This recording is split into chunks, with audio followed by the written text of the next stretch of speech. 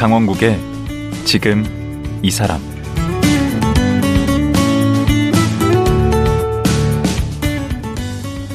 안녕하세요.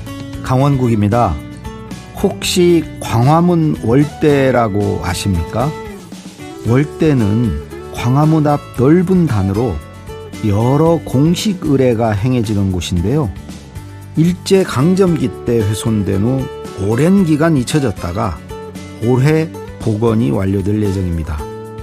그런데 최근에 그 앞을 지켰던 상서로운 동물상인 서수상이 발견되어서 복원의 활용 정점을 찍게 됐습니다. 그리고 이 과정에서 고 이건희 회장의 문화재 컬렉션이 다시 한번 주목을 받았는데요. 오늘은 많이 들었지만 사실은 잘 알지 못하는 우리의 문화재와 우리 미술품에 대해 얘기 나누는 시간을 갖겠습니다. 미술평론가인 손영옥 국민일보 문화재 전문기자, 지금 만나보겠습니다.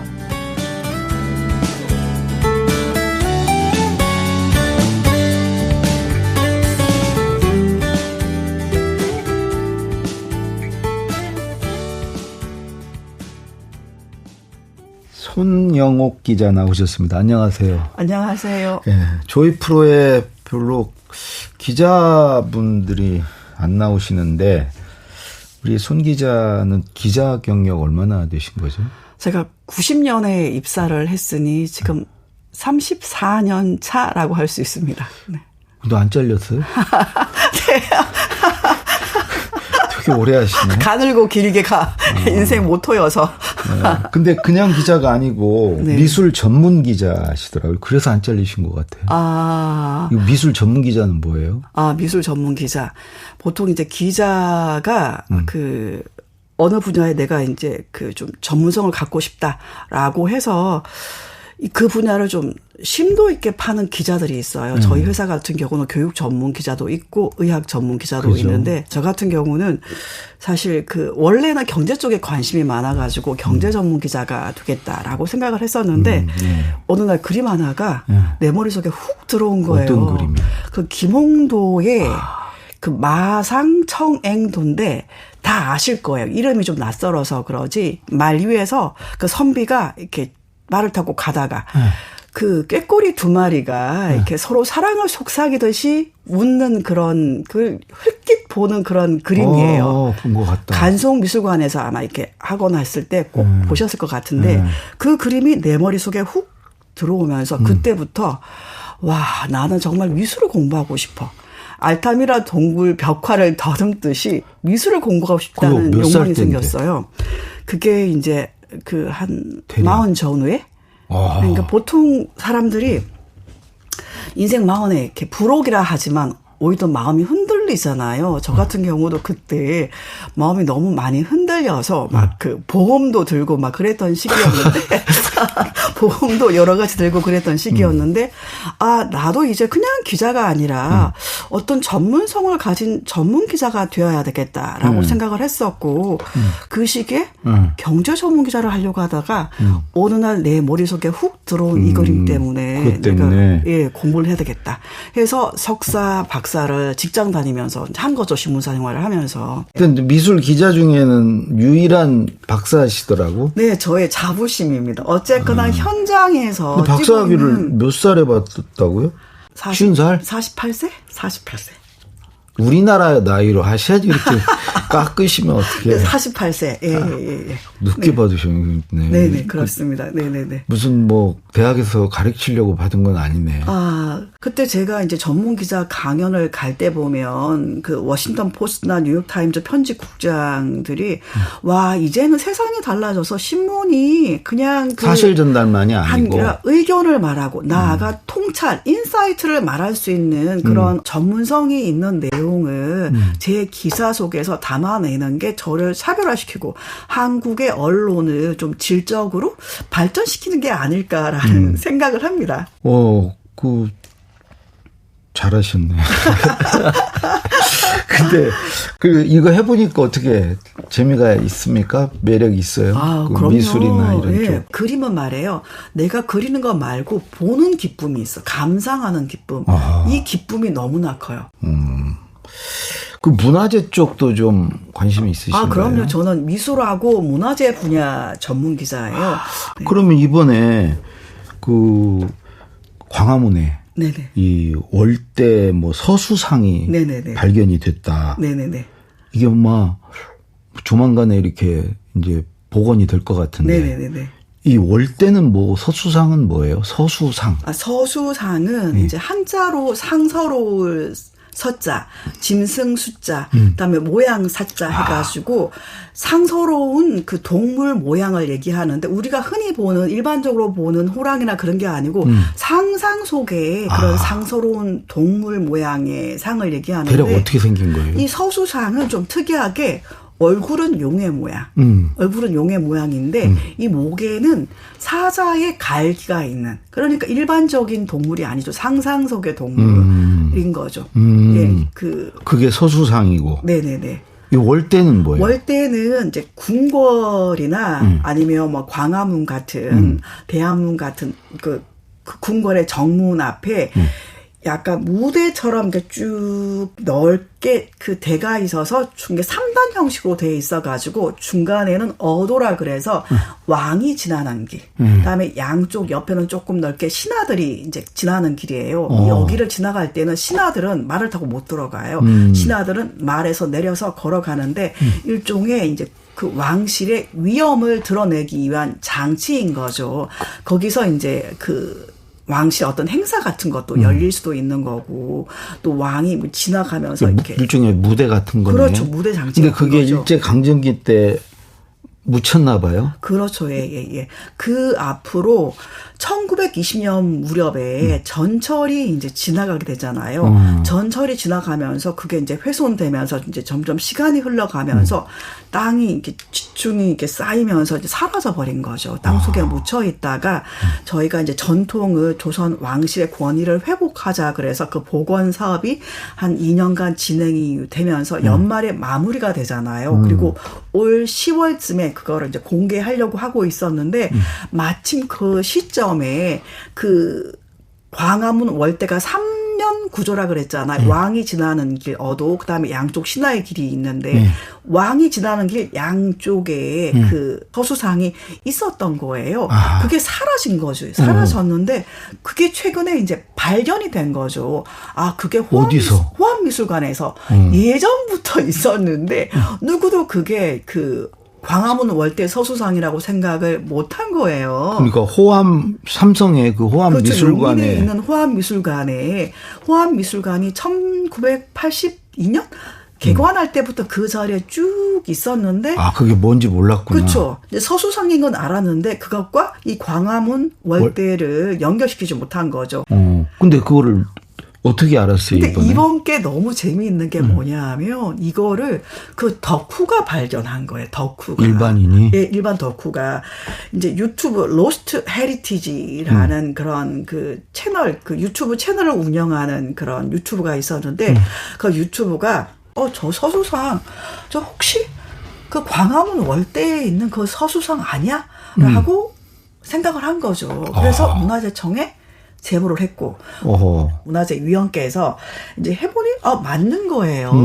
그래서 그게 확인이 되니까 문화재청은 삼성 문화재단 호암미술관을 관장하는 이제 그 기관이 삼성 문화재단이잖아요. 그래서 그쪽에 연락해서 이렇게 우리가 확인해 보니 그 용인 호암미술관에 있는 그 서수상이 2개가 다 있어요? 호암미술관. 원래 그렇죠. 그게 원래 2개가 나란히 있는 거죠. 원래 그 월대 양옆에 이렇게 한 쌍으로 있는 거잖아요. 그게 다 있었던 거예요. 그래서 그러면 이건 전 국민이 소유해야 되는 거다 해서 그렇게 유족이 결정을 해서 기증식을 가진 거죠. 근데 삼성 호암미술관 그쪽 분들 만나보니 그분들도 사실 자기가 이걸 전문적으로 공부하면 모르니까 그냥 이게 좀 이쪽이 판판하잖아요. 그래서 거기에 예전에 정말 모르는 시절에는 거기에 앉아서 도시락도 먹고 그랬다는 거예요. 그 서수상. 네네네.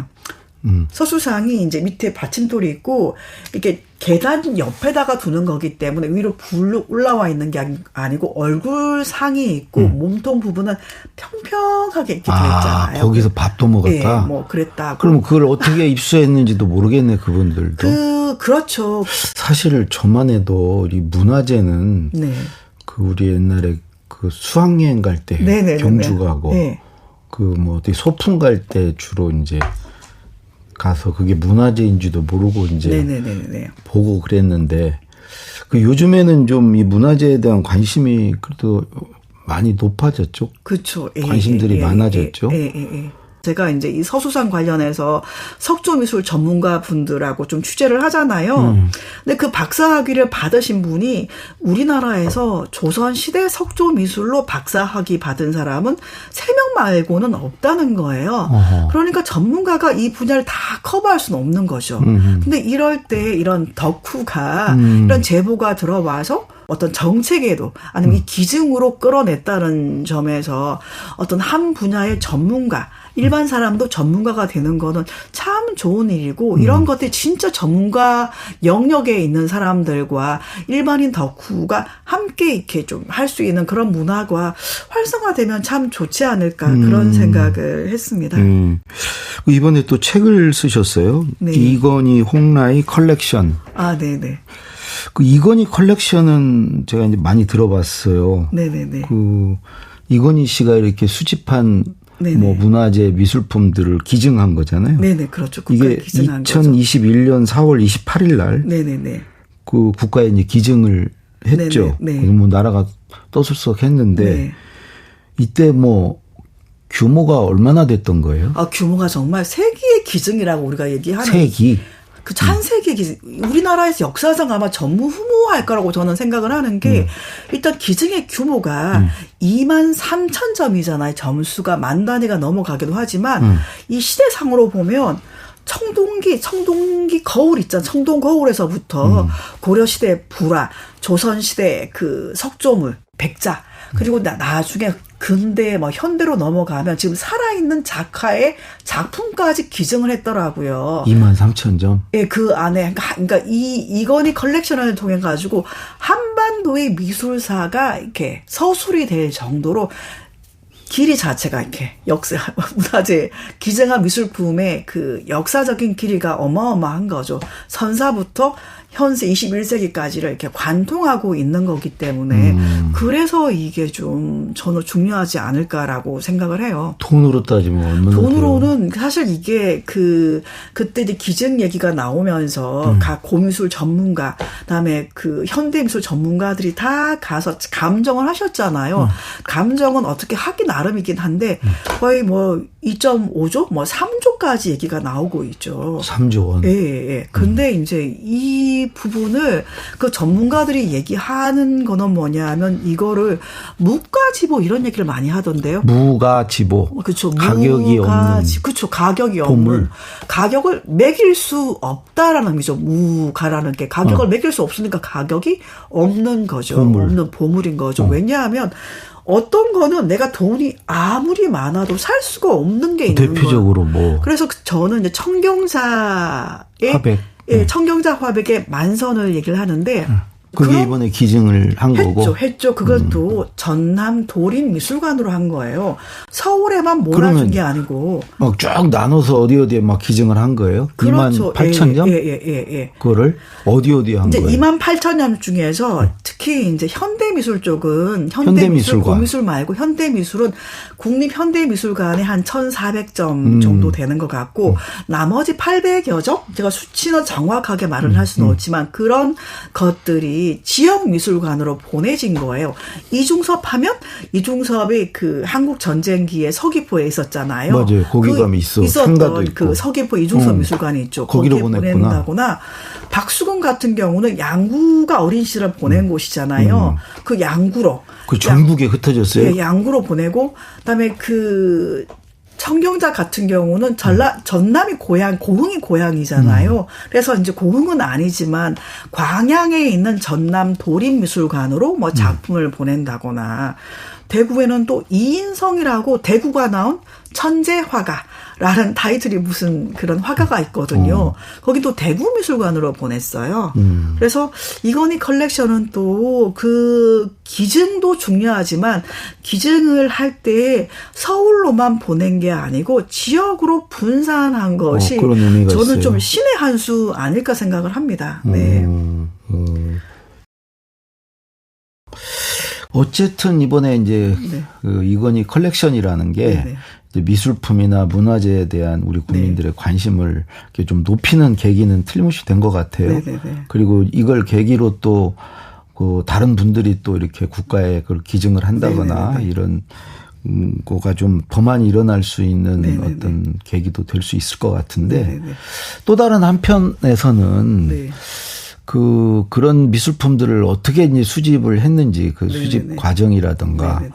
또 이걸 왜 국가에 기증을 했나 이런 네네. 좀 의구심, 의혹 같은 게 또 네네. 있는 게 사실이잖아요. 네네네. 예, 그거에 대해서 어떻게 생각하세요? 그렇죠. 그 수집 과정에 있어서 이 또 미술품들이 어떻게 흘러가는 그 과정에 대한 그 얘기들이 좀 흘러나왔잖아. 부정적인 얘기들이 좀 흘러나왔고 또 미술품을 뭐 밀수 뭐 얘기도 있고 막 여러 얘기들이 있던데. 뭐 탈세의 수단이라든가 뭐 네. 쓰인다거나 그런 부정적인 얘기들이 있긴 있는데 어쨌거나 기증이 좀 이루어졌고 기증의 효과들이 나타나고 있잖아요. 그러니까 미술에 대한 전혀 관심이 없었던 사람이 이건희 컬렉션 기증과 그 기증이 전시로 이어지면서 미술관을 막 가기 시작했단 말이에요. 그 코로나 기간에 오픈런도 일어나고 그런 거는 사실 블록버스터 전시에서만 일어나는데 한국 근대미술 작가의 전시를 보기 위해서 그런 일이 일어난다는 거는 우리나라 이제 미술품에 대한 관심들 예를 들어서 한국 사람들은 서양 미술을 진짜 좋아하잖아요. 고흐나 뭐 모네나 아니면 클림터라든가 뭐 이런 서양 미술만 너무 좋아했었는데 이런 근대 미술 작가에 대한 국민적인 관심을 일으켰다는 그런 좀 긍정적인 효과도 있고 또 미술품을 개인 컬렉션을 국가에 기증하는 아니면 지역 미술관에 기증하는 그런 문화들이 좀 일어나고 있거든요. 그래서 그것이 끼친 좀 긍정적인 효과에 좀 주목하는 것도 좋지 않겠나. 지금 어디 가서 볼 수 있습니까? 지금 마침 전남 도립미술관이 광양에 있어요. 광양에 있는데 이게 신생미술관인데 이건희 컬렉션 기증을 하면서 엄청 부각이 됐거든요. 근데 마침 지금 이건희 컬렉션 이제 그 순회전을 하고 있어요. 전남 도립미술관에서. 또 전남 도립미술관 같은 경우는 현대미술 작품들을 이제 많이 할 텐데 아무래도 청경사의 작품들이 좀 그쪽에 기증이 됐잖아요. 고흥 출신이기 때문에 지역 미술관으로 보낸다는 그런 원칙하에서 그래서 청경사의 작품을 좀 더 이제 눈여겨 보실 수가 있는데 제 책을 보고 나면 거기에 이제 청경사의 삶, 그 삶 속에서 그 사람이 어떤 식으로 자기 작품을 끊임없이 혁신시켜 왔는가를 작품을 통해서 실질적으로 볼 수가 있거든요. 또 국립중앙박물관에서는 어느 수집가의 초대라고 해가지고 고미술과 현대미술을 섞은 그런 전시를 했는데 그 전시도 그 청주 국립박물관에서 하고 있거든요. 그래서 그 두 미술관에 가서 미술관 박물관에 가서 이건희 컬렉션을 볼 때 보시다 보면 어떤 궁금한 점들이 있을 거예요. 이 작품 어떻게 되는 거지? 어떻게 모았는지. 뭐 그런 얘기들이 궁금할 텐데 그런 궁금함을 제 이제 이건희 홍라이 컬렉션 제 책을 홍보하자는 건 아니고 제 책을 좀 보고 가시면 훨씬 더 도움이 될 것 같아요. 아니 저도 박물관이나 그 미술관 가면 누가 옆에서 이렇게 설명을 안 해주면 뭘 봐야 될지도 모르겠고, 그럼요. 그 작품이 어떤 의미인지도 모르겠고, 그 미술은 어떻게 감상을 해야 돼요? 저 같은 사람이 이렇게 미술에 무지한 사람이 이런 미술관이나 박물관 가서 그런 걸 관람할 때 어떤 게 봐야 되나요? 미리 막 공부를 막 하고 가야 되나요? 아니면 어차피 이제 공부를 하면은 좋고 공부는 이제 장기적으로 해야 되는 거고 저는 가서 내가 모든 작품을 다 알아야 된다 그런 생각을 하지 말고 내 마음에 드는 한 점 내지 두 점. 그러니까 저도 예를 들어서 이제 미술 기자로서 전시 취재를 가잖아요. 그러면 기획전을 하면 작가들이 어마어마하게 나오거든요. 비엔날레 가도 마찬가지고. 저는 그런 생각을 해요. 요번 비엔날레에서 요번 전시에서 딱 세 사람만 내가 만난다. 그런 마음으로 가는 거예요. 그러니까 내가 좋아하는 어떤 작가를 발견한다 그런 느낌이 있잖아요. 그래서 그 작가의 작품을 감상하고 나와서 내가 이 작가가 너무 좋다. 그러면 이 작품이 너무 좋다. 그러면 이 작가는 누구지? 그 작가를 공부하게 되는 거죠. 공부하게 되면 그 후에는 이 작가의 작품이 좀 달리 보이는 거예요. 미리 공부는 어느 정도 하고 가야 되겠네.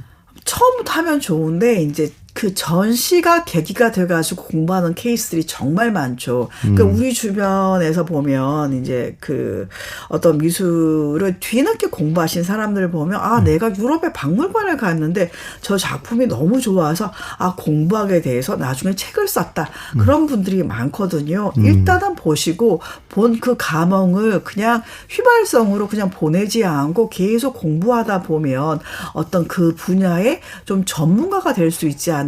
얘기할 수 있을 것 같습니다. 예. 우리 손 기자님께서 이제 미술 전문 기자로 쭉 살아오시면서 그리고 또 이번에 이건희 홍라이 컬렉션이라는 이 두꺼운 책을 쓰시면서 뭔가 이렇게 느끼거나 깨달은 게 있으시다면 뭐가 있을까요? 제가 38명의 작가를 다뤘잖아요. 그러면서 이게 작가분들에 대해서 제 나름의 좀 가르마가 타지는 느낌도 있고 결론이 얻어진 게 뭐냐 하면 인기라는 거는 그러니까 우리가 학문의 유행은 학문의 무덤이다라고 얘기하는 것처럼 인기는 작가로서는 무덤 같다는 생각이 들더라고요. 왜냐하면 인기는 한때 인기가 있으면 그 인기에 자기 혁신할 기회를 놓치게 되거든요. 그렇죠. 근데 그런 케이스가 이단 김은호 아시잖아요. 이단 김은호는 최근 들어가지고 친일 논란 때문에 춘향 영전이 내려지고 다른 사람의 그림으로 교체가 되는 그런 이제 수모를 당한 사람이잖아요. 근데 저는 이제 이단 김은호의 삶과 작품 세계를 이렇게 좀 책을 쓰기 위해서 공부를 하면서 이단 김은호에게서는 친일 논란보다도 그 사람의 얼룩은 뭐냐 하면 더 문제가 있어. 인기라는 생각하죠. 인기죠. 근데 그 이분은 정말 친일 논란이 있었음에도 불구하고 엄청나게 그림이 잘 팔렸던 사람인 인기는 거예요. 있었네. 예.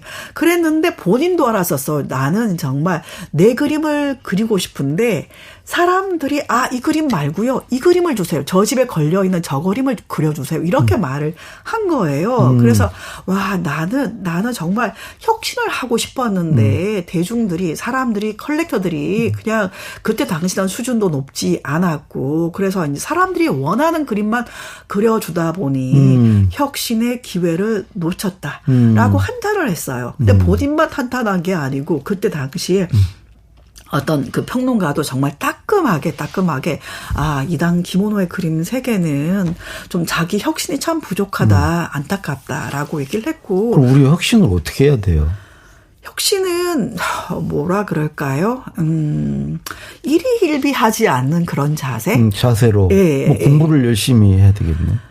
뭐라 그럴까? 우리가 저는 이제 사람들이 얘기할 때 인생은 속도가 아니고 방향이다라고 얘기를 하잖아요. 어떻게 보면 인기라는 거는 승진이라는 거는 속도잖아요. 근데 그렇죠. 그게 내가 원하는 방향이 맞나 아닌가에 대한 끊임없이 질문을 해야 되는 거 아닌가 하는 생각이 들더라고요. 보통은 내가 원하는 건지를 잘 모르지만 길을 잃죠. 바깥 사람들이 인정하는 방식으로 우리가 인정받는 욕구가 너무 많다 보니 그때 살아가는 거지. 그렇게 쭉 살아가는 거고 조직 내에서 아니면 작가도 마찬가지고 내 그림이 잘 팔리는 거, 내가 빨리 승진하는 거 이런 것들이 목적이잖아요. 그렇죠. 근데 인생의 마지막에서 질문을 던지게 되면 내가 정말 내가 원하는 대로 살아왔나? 라는 그런 생각을 할 거 아니에요. 그러니까 이단 김은호도 깨달았던 거예요. 나는 정말 계속 화가는 머물면 안 돼요. 한 10년간 자기 세계를 구축하면 그 다음에는 또 다른 세계로 넘어가야 되는데 대중의 인기가 내 발목을 잡아버리면 그거를 벗고 도약하기가 쉽지가 않은 거죠. 대중적인 인기도 저는 마찬가지라고 생각을 하거든요. 왜냐하면 사람은 시간과 에너지가 한정되어 있기 때문에 자기를 귀하게 여기고 자기 시간을 귀하게 여기고 새롭게 뭔가를 계속 이제 좀 찾아가는 그렇죠. 그런 소진되죠. 노력을 언젠가. 그렇죠. 그런 거죠. 근데 그러기가 쉽지 않은데 저는 이제 이 책을 쓰면서 나를 돌아보게 된 나의 삶의 방식을 돌아보면서 좀 더 멀리 보자. 이게 뭐 이렇게 인기라든가 너무 멀리 봐서 이게 인기가 없어서 안 팔리는 거 아니에요? 아닙니다. 너무 두꺼운데 이거? 아직도 베스트셀러고 저는 이제 이 책이 이게 뭐라 그럴까? 좀 책꽂이에 꽂아주는 그냥 한 번 읽고 쓱 버리는 게 아니고 좀 작가들을 공부할 때 작가들이 궁금할 때 이게 38명의 작가, 38명의 작가가 들어가다 보니 약간 보통 사람들도 이제 미술 공부를 하다 보면 우리가 그냥 이중섭, 박수근만 알잖아요. 근데 저는 많은 욕심은 안 부리고 이번에 이건희 홍라이 컬렉션을 통해 가지고 전시를 보러 가서 그러니까 이중섭, 박수근, 청경자, 나혜석 우리가 이제 아는 이제 아주 일반적인 작가잖아요. 거기서 한 걸음 더 나가서 좀 유영국도 알게 되고 장욱진도 알게 되고 제가 정말 이 책을 쓰면서 알게 된 그 원픽하는 김종태까지. 김종태. 근데 김종태 작가는 지금 얼마 전에 경기도 미술관에서 순회전을 할 때 나왔었는데 제가 조금 전남 도립미술관 전시회까지 나왔는지는 확인은 미처 못했어요. 그렇게 좀 내가 아는 작가들의 그 바운더리 이름을 한 발짝 한 발짝 한 발 좀 늘려가는 그런 사람이 됐으면 좋겠습니다. 예. 저도 좀 반성을 하게 되네요. 저는 지금 인기에 안주하고 있어요. 아닙니다. 네, 저 직업적인 세계를 정말 이 방송인까지 될 거라고는 전혀 상상을 못했었는데 제가 글쓰기에서 방송인으로까지 새로운 영역을 개척하고 계신 우리 손 분이어서 기자님 오늘 얘기 듣고 저도 좀 혁신하는 삶을 좀 살아야 되겠다 생각을 했습니다. 우리 끊임없이 노력하고 계시는 우리 손영옥 기자님 오늘 나와주셔서 감사합니다. 네, 감사합니다. 국민일보 미술 전문 기자이자 이건희 홍라인 컬렉션의 저자 손영옥 씨였습니다.